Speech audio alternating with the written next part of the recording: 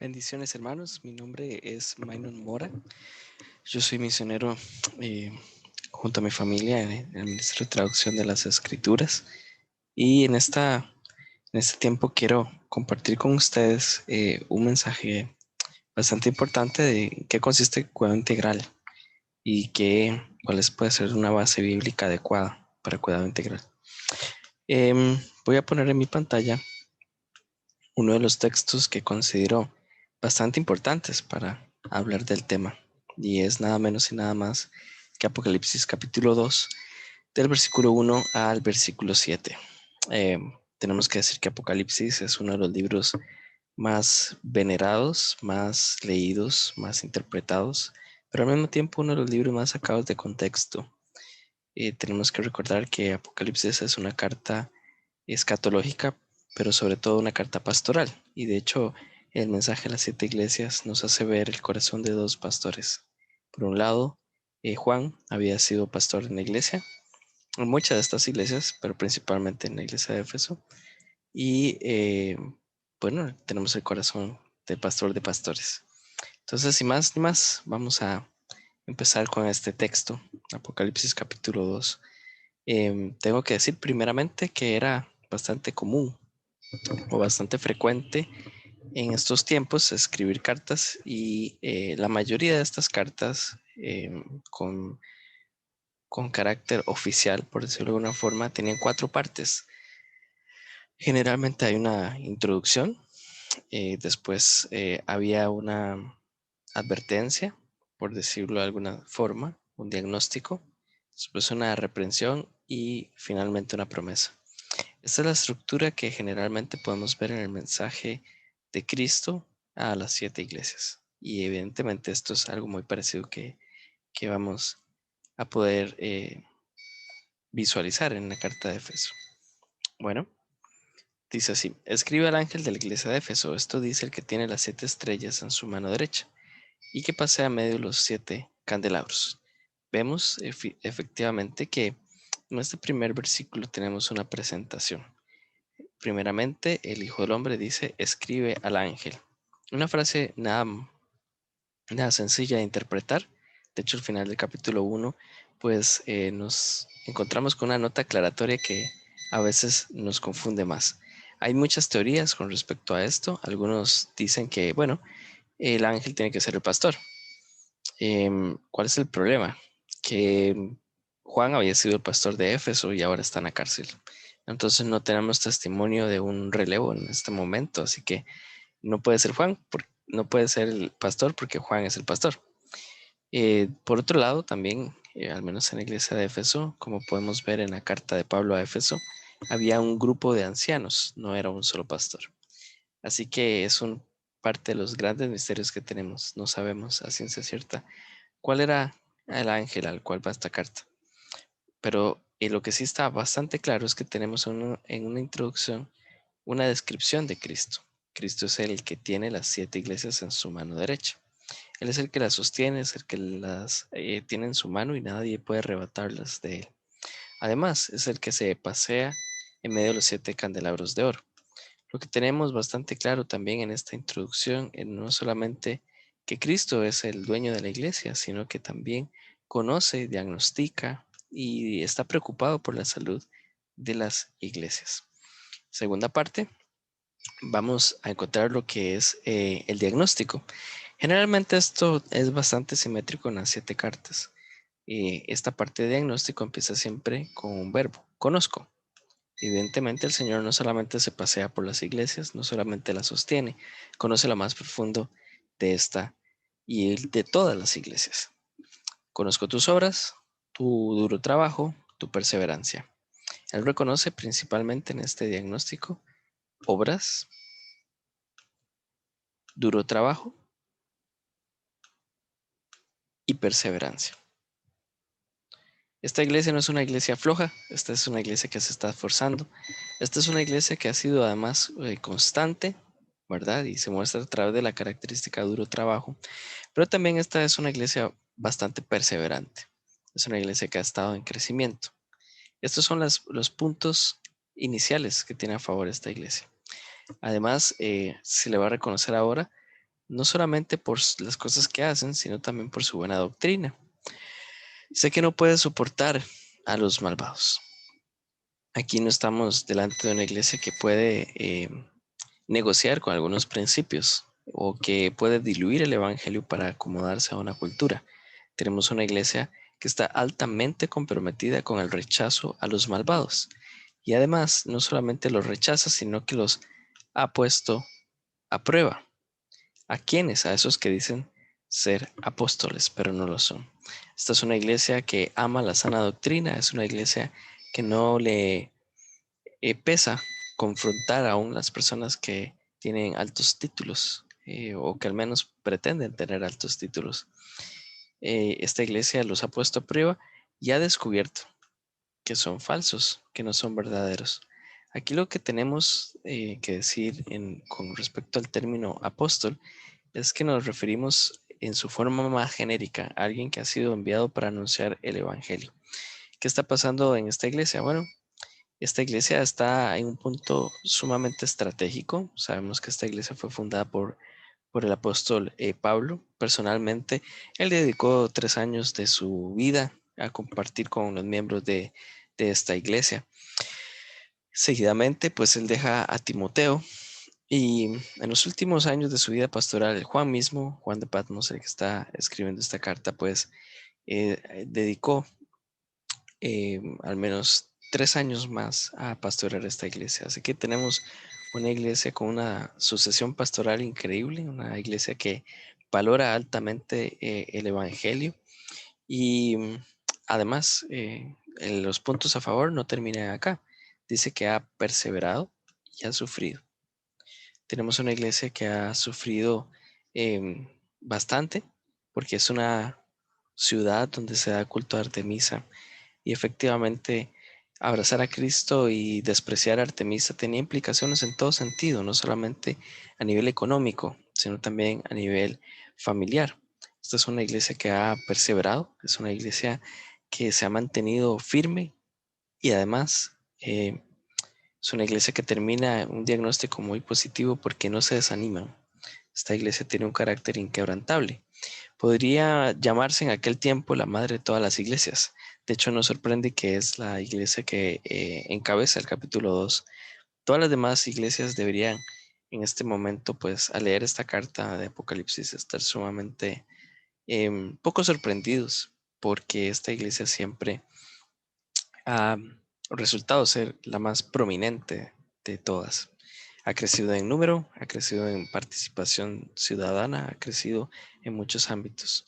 Pero viene el final de este diagnóstico. Solo hay una cosa que tiene en contra. Vamos a ver. Sin embargo, tengo en tu contra que has abandonado tu primer amor. Una sola cosa que resulta ser sumamente grave, sumamente penoso para el Señor. Pues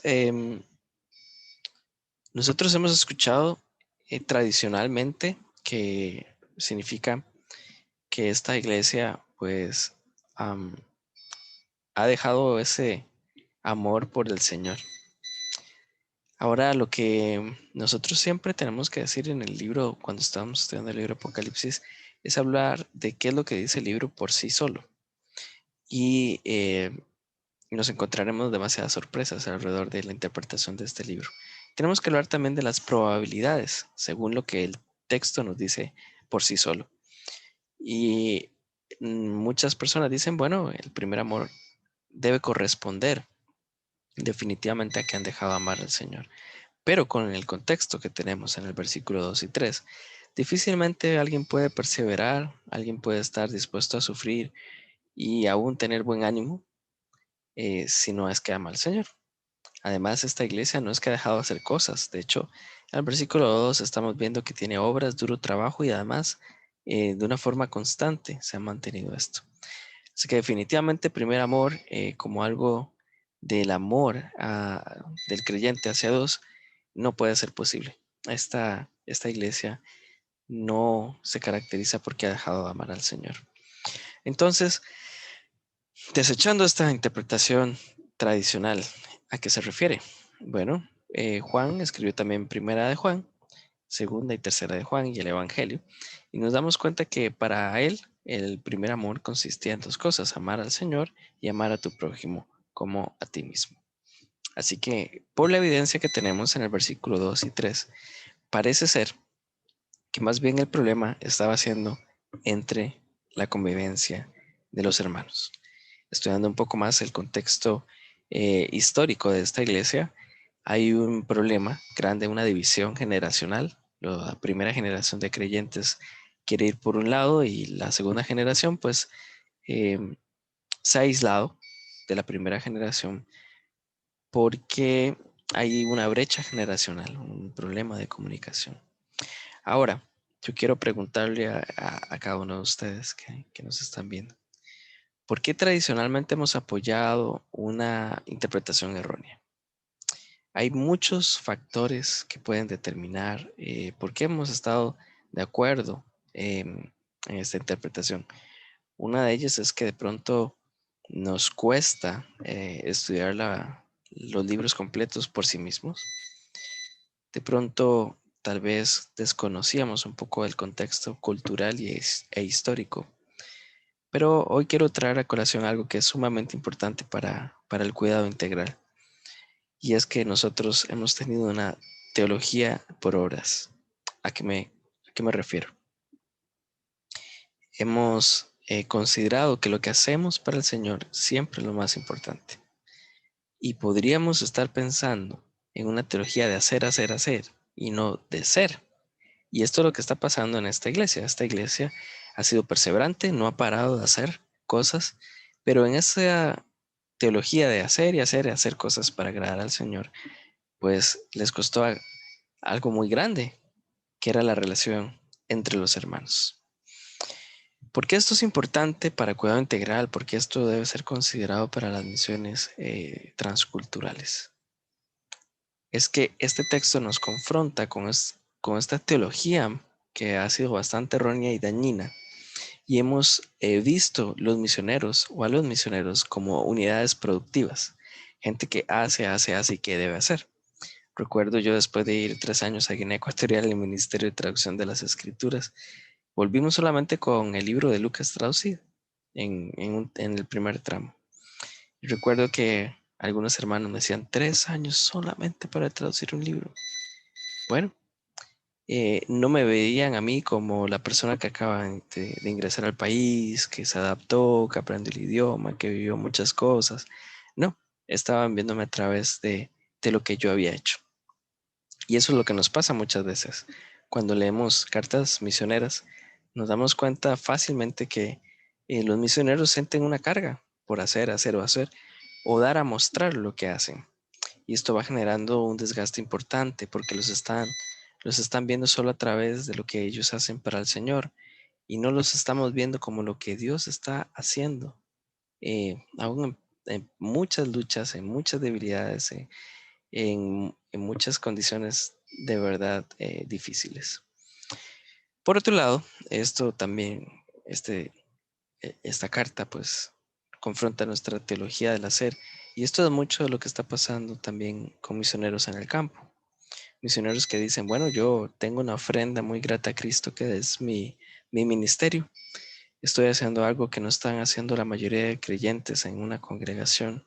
Estoy yendo a un siguiente nivel en sacrificio, en compromiso.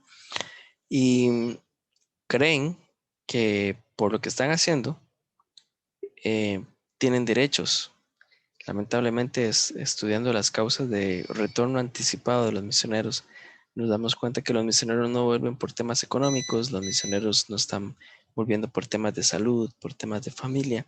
Los misioneros están volviendo por problemas entre los equipos, diferencias culturales, teológicas, generacionales, que fueron insalvables, que los hacen volver heridos, que los hacen volver molestos. Y muchos misioneros están en el campo llevando supuestamente de volver grato a Cristo, pero peleándose con todos y pensando que lo importante es lo que yo hago para el Señor. No importa mi relación con mis hermanos, con mis familiares, con mi equipo. Y ahí es donde tenemos que cuestionarnos también cómo estamos cuidando a nuestros misioneros, cómo los estamos acompañando y cómo les estamos brindando ayudas para autocuidarse. Un misionero en el campo no deja de ser una oveja, nada más es una oveja que está en un campo transcultural, muchas veces pues rodeados de lobos. Así que, bueno, ¿qué podríamos hacer entonces? Esta carta es bastante interesante porque esta y ninguna de las 7 cartas termina en un tono negro o gris, en un tono de poca esperanza, más bien nos apunta a una restauración. Versículo 5 le dice a la iglesia: recuerda de dónde has caído, arrepiéntete y vuelve a practicar las obras que hacías al inicio. Este es el llamado del buen pastor. El buen pastor les está diciendo: cambien de dirección y vuelvan a hacer las cosas que antes hacían. ¿A qué nos estamos refiriendo? ¿O a qué se está refiriendo el texto? Pues el amor que debemos practicar para con nuestros misioneros es un amor que se manifiesta por obras. Esto es algo que estaba pasando en la iglesia en Éfeso.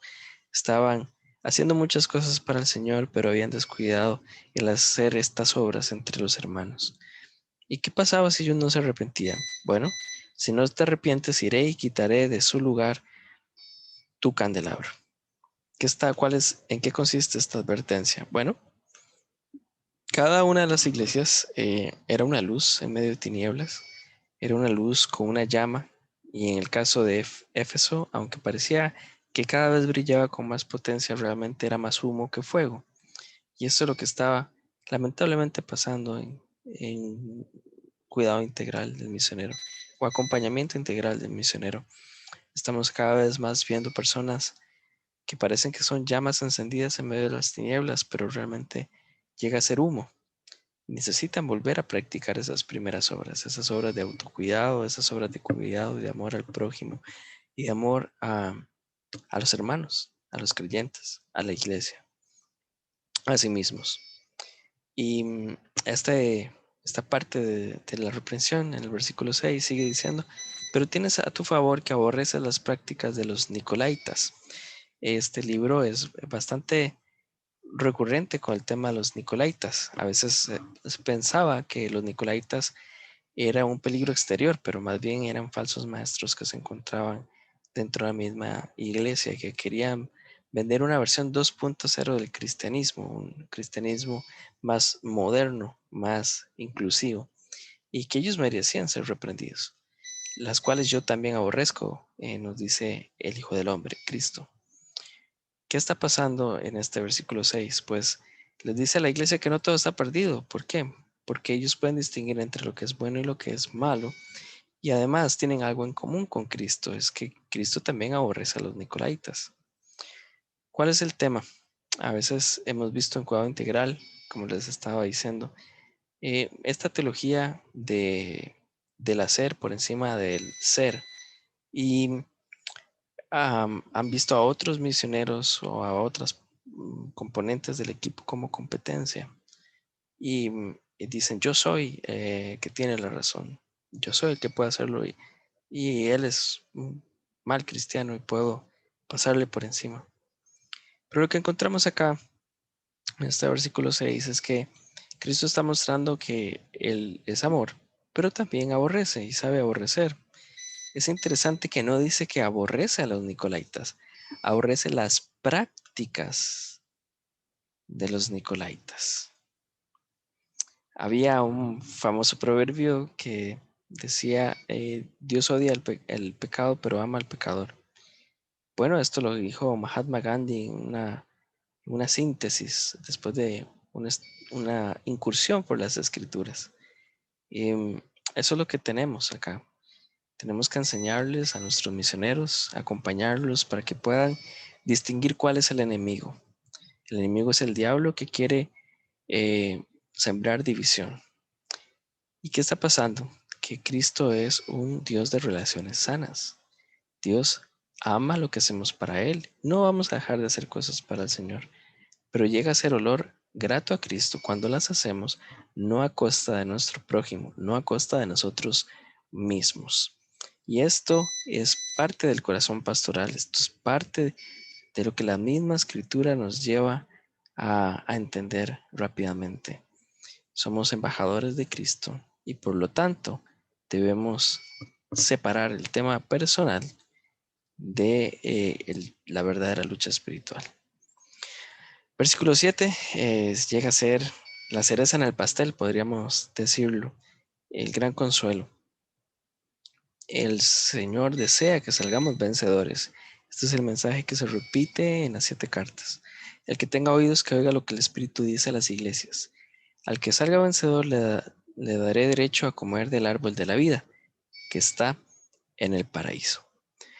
Esto es bastante esperanzador. El Señor quiere que escuchemos. El Señor quiere que nosotros podamos atender a la voz del Espíritu. Lo que Él sigue diciendo a la iglesia. Él desea que seamos vencedores.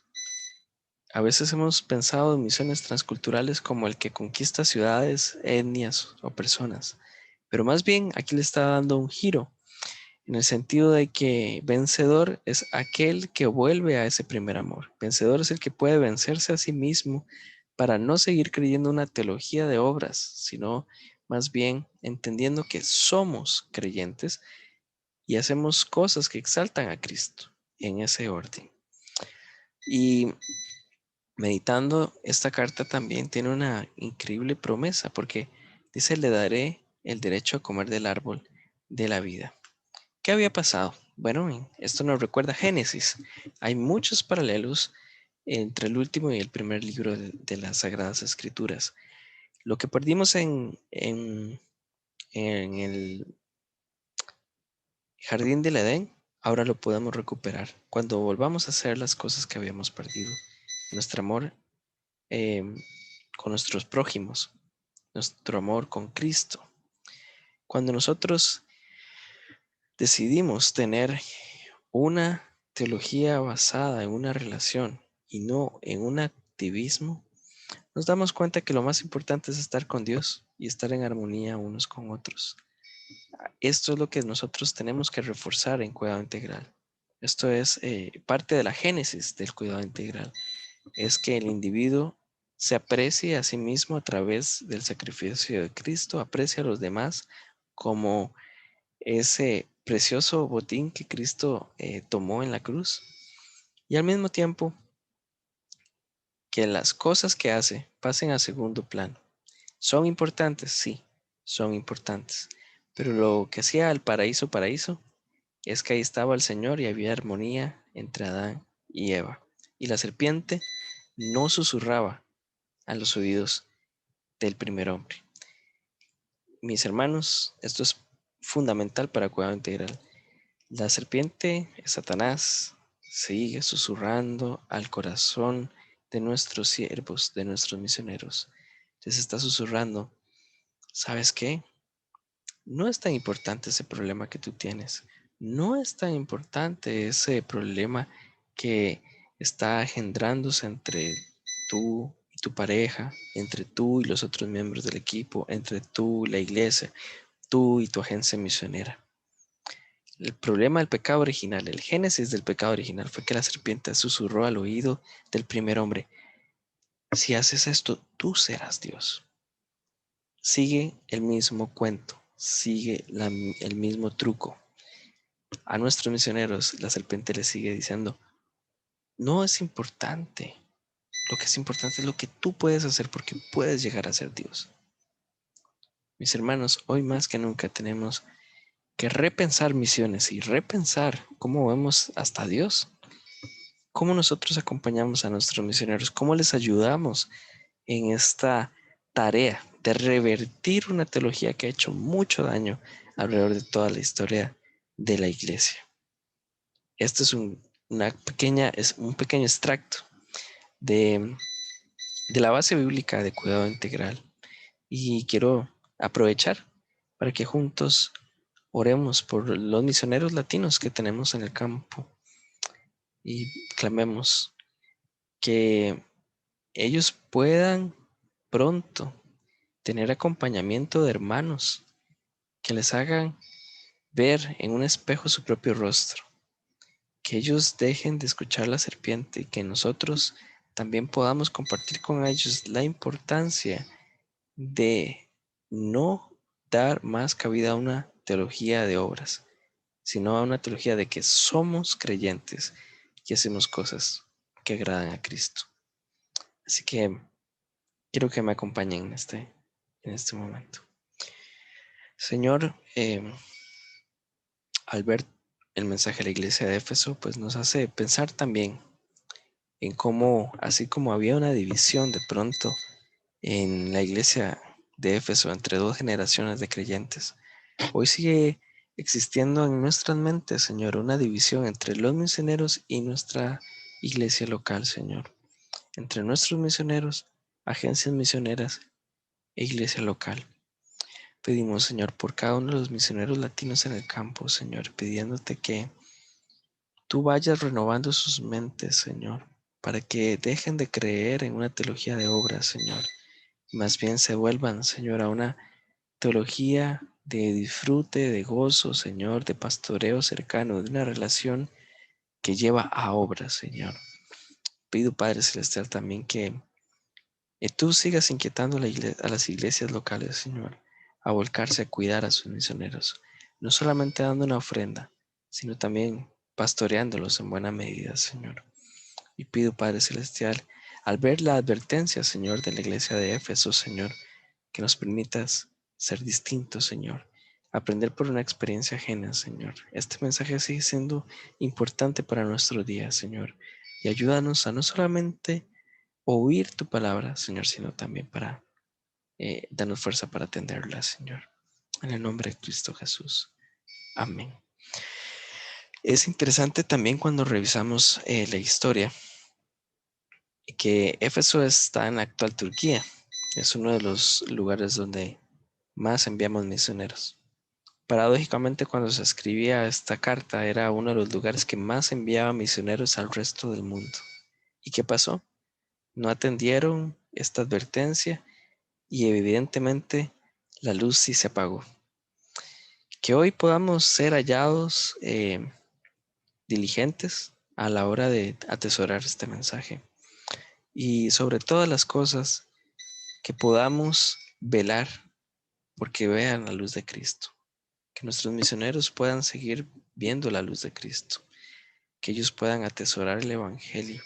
Y que la iglesia pueda verlos a ellos no como un estatus de creyente superior, sino más bien como personas que también deben ser acompañadas de forma integral. Muchas gracias por ponernos atención. Muchas gracias por este tiempo también que dedican a profundizar en la escritura, a profundizar también en la gran comisión. Mi oración por ustedes es que el Señor siga haciendo su preciosa obra en cada uno de ustedes y que pronto puedan estar abrazando a otros misioneros para acompañarlos de una forma integral. El Señor les bendiga.